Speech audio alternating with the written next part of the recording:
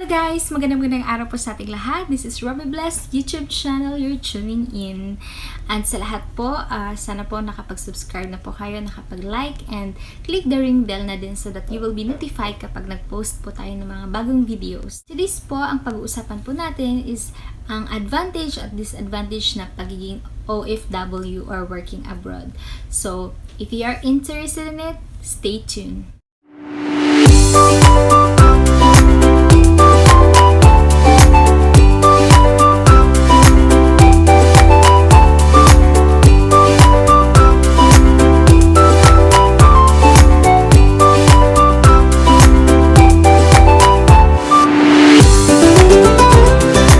So, thank you po ulit sa mga nanonood at sumusubaybay sa ating channel. And bago po ang lahat, ay dalangin ko po na po tayo ay healthy, dalangin ko po na tayo ay safe, at dalangin ko po ay 10 ng ating pamilya ay kasama po natin sa ating bahay at maayos po ang ating mga sitwasyon. Yung nga ang pag-uusapan natin is ano nga ba ang mga disadvantage at advantage ng pagiging OFW or working abroad. So, isa-isain po natin yun. So, disclaimer din po, once again, hindi po ako professional coach at ang aking mai-share po sa inyo ay pawang knowledge ko lang po, pawang mga na-experience ko lang po, pawang mga daily na natututunan ko at maibabahagi ko sa inyo. So, yun po. First opportunity, the advantage is you will out of your comfort zone. So, ibig sabihin, 'di ba, parang katulad nung nabanggit ko nga sa inyo nung nakaraan is isa sa mga reason kung bakit gusto ko din mag-abroad is to get out of my comfort zone, 'di ba? Yung yun na lang ginagawa. So, at least ito, I experience out of my comfort zone. Pangalawa is opportunity to earn more compensation salary-wise. So, alam po natin na whether aminin natin o hindi, mas malaki po talaga ang opportunity na makakapag-earn tayo ng mas malaki na income kaysa sa Pilipinas, 'di ba? So, ayun, yun naman yung magandang bagay doon. So, hindi naman sa kalabisan na gusto mo talagang, 'di ba? Wala namang tao na gusto magtrabaho at kumita ng konti, 'di ba? Gusto natin magkaroon din tayo ng extra, at least we could help even more, 'di ba? Yon. So, and then next is opportunity to help even more sa family. Kasi kahit ako sa Pilipinas, nabanggit ko nga din na I help my family also. Kasi nga breadwinner din ako, panganay ako. So, alam mo yung mga bagay-bagay na nakaatang din para sa'yo na makapag-help ka sa family. So, dahil ako, above minimum lang, inabove minimum lang, so tax pa. So, parang sobrang tight. Pero, we are blessed naman. Hindi ko sinasabi na yung pagtatrabaho sa Pilipinas ay parang something, 'di ba? Don't take it negative.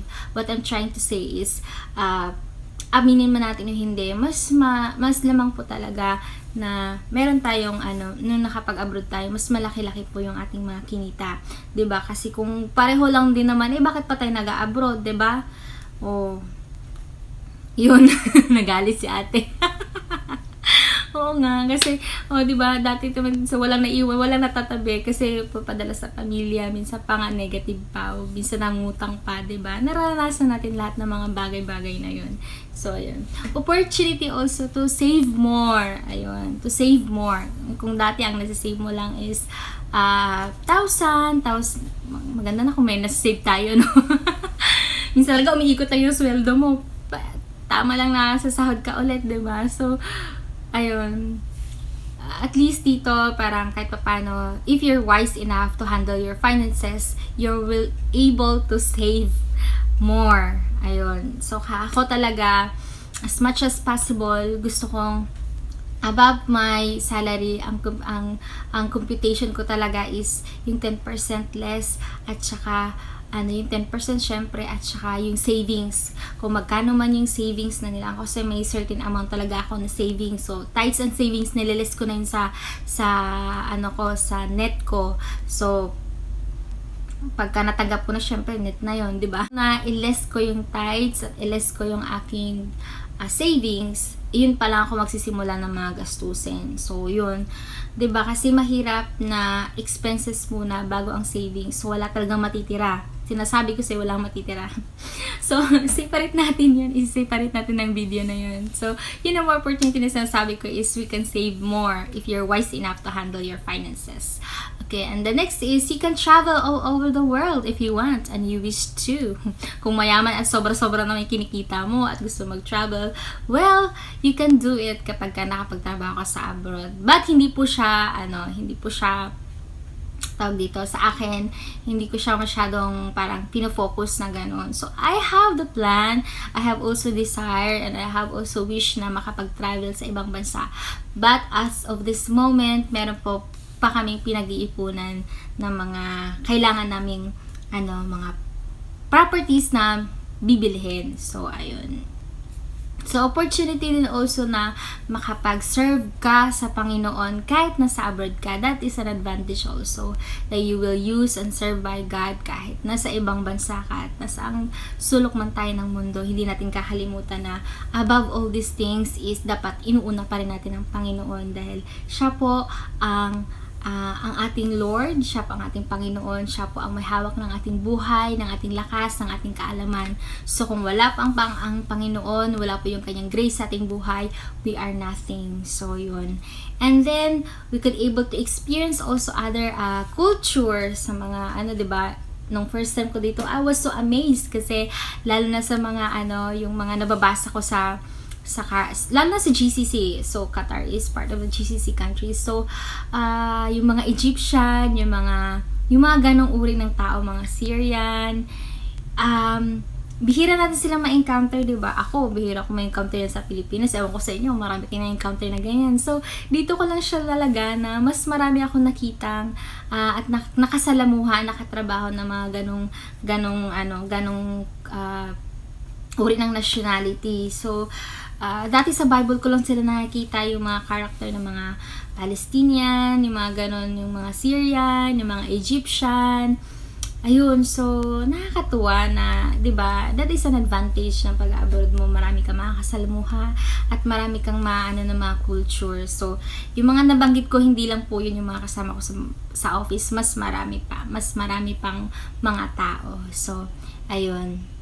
Iyon po ang mga advantages kapag ka nakapagtrabaho ka abroad.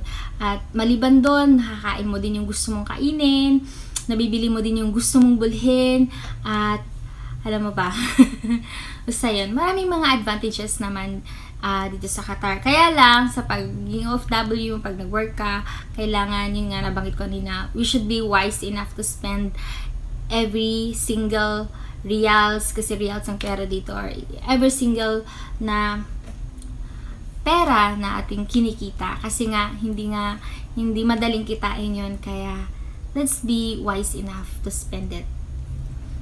And punta tayo sa disadvantage. So yun nga, kapag may mga bagay na advantage, mga bagay-bagay talaga, pag titimbangin mo, may advantage, may disadvantage po talaga.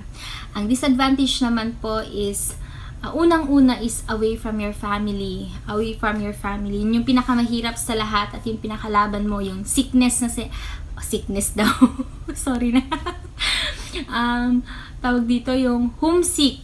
Ang homesick kasi hindi ko masyadong ramdaman siya dahil lumaki ako sa aking mga lola, lolo, so malayo talaga ako sa family ko, yung pinaka-parents ko talaga. So, nasanay ako na away dun sa mga kapatid ko, sa mga magulang ko. So, ayun. So, parang talagang ang kaibuti ng Lord kasi, alam mo yung process pa lang na yun, parang sinanay niya na ako, tinay niya na ako, para pagdating pala ng pagkakataon, yung tamang timing niya is mas lalo pala akong mapapalayo dahil mag-a-abroad pala ako. 'Di ba? Kay buti ng Lord, hindi po ako nahirapan at di ko po na-experience yung mga homesick. Yung away from the family, yun talaga. Minsan pag naisip mo mahirap, pero yun nga, sa hindi katulad ko na lumakas sa lola at sanay sa malayo, so mahirap yun. So marami akong kasama sa bahay, nakasalamuha sa church, na ang hirap-hirap ng buhay nila kasi ang hirap-hirap ng buhay. Ang hirap-hirap ng pakiramdam nila dahil malayo talaga sa pamilya. At yung iba talaga hindi nakakayanan. Kasi kalaban yun eh, emosyon yun eh. So yun, kapag hindi ka strong enough na panindigan yung naging decision mo, is mahirapan ka talaga at hindi ka makapag-function o makapag-work better sa iyong trabaho kapag ka ganun, diba? Malayo ka sa iyong pamilya, kung may mga anak ka, diba? Sobrang hirap nun. May mga anak kang maliliit pa, naiwan mo na. So, I feel that kasi marami nga, sabi ko nga sa inyo, marami ako nakasalamuhan, marami ako mga ka-church na ganun, malayo sa mga anak, yun. Next is, sa mga may partner, sa mga may asawa, ako, walang problema sa akin kasi kasama ko yung asawa ko dito, so happy ako. So happy ako kasi nandito naman yung aking husband, so hindi masyadong malungkot, kumbaga. So yun nga, yun lang, pagka ang disadvantage lang is lahat ng mga birthday ng nanay, tatay mo, mga kapatid mo, wala ka doon. Yung sa mga special occasion na supposed to be isa kayong pamilya, so laging may kulang, like ang wala sa picture kasi yun nga, nagtatrabaho ka away from them. So yun yung isa sa mga disadvantage.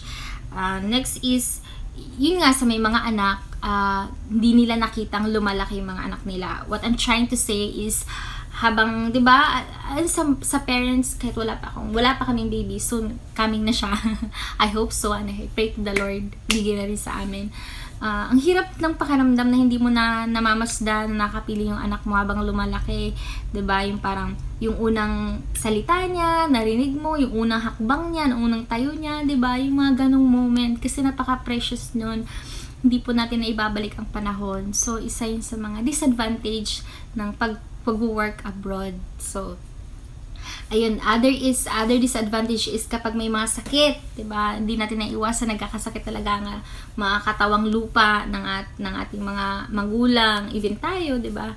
Yung mga kapatid. So ako, I was experiencing nung ilang beses na nagkasakit ng mama ko, na sobrang, yung kapatid ko na pa lang siya noon, 15 years old pa lang siya noon, siya yung kasama ng mama ko papunta ng hospital, bili ng mga gamot, punta dito, kuha ng mga remittance. Alam mo yun, ang hirap na ikaw yung ate na gusto mong suportahan yung mama mo, yung nung nagkasakit, wala ka doon. So, ang hirap na gusto mo silang alagaan pero hindi mo magawa. Kahit yung lola ko, 'di ba? Gusto kong alagaan yung lola ko, pero paano naman ang layo-layo ko. So, 'yun, ang hirap ng ganung emosyon na hanggang tawag ka na lang, hanggang pakinig ka na lang sa kanila, wala kang kayang gawin dahil malayo ka. Kasi minsan kinakount natin yung presence natin, dapat yung presence natin, 'di ba? Yun yung mahalaga.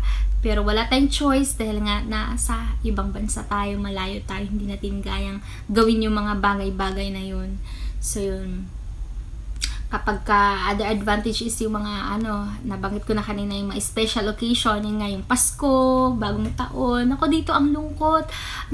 Buti na lang kami dito, may mga churches kami, may church kami dito na home church na family din talaga ang treatment ng lahat. So every Christmas and New Year, doon kami nag-celebrate. So lahat ng pamilya, so nagpupunta sa church at nagse-celebrate kami as one family, kasi karamihan doon sa amin is hindi kasama ang pamilya.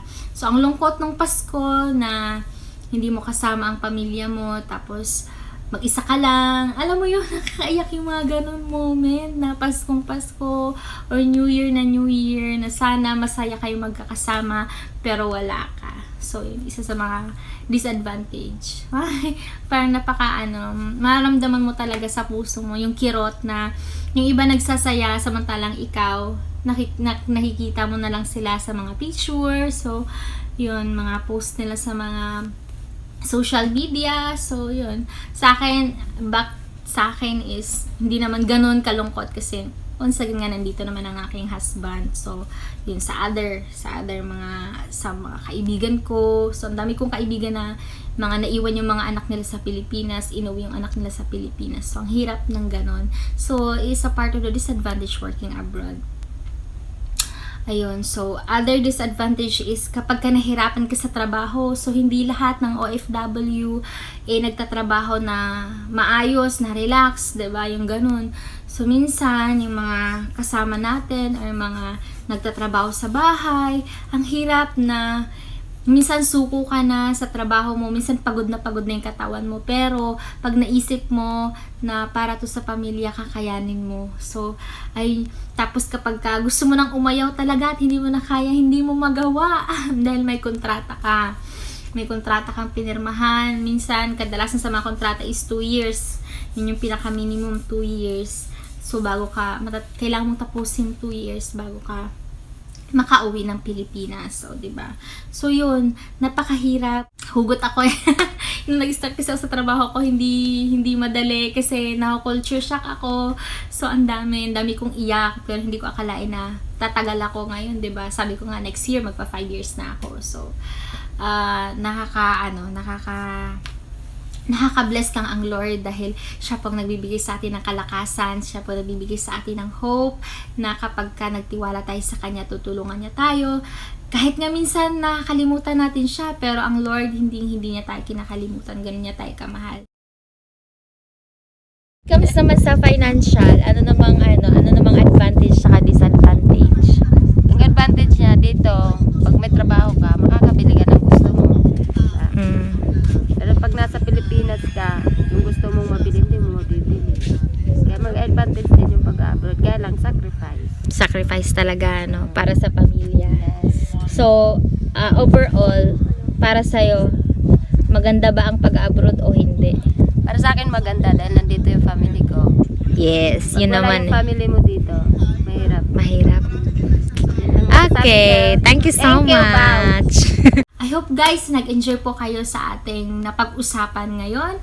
At sa mga nakaka-relate dyan, please comment down below. Sa mga gusto mag-suggest ng mga topic, pwede din po. And salamat. God bless us all. And see you on my next one. God bless once again.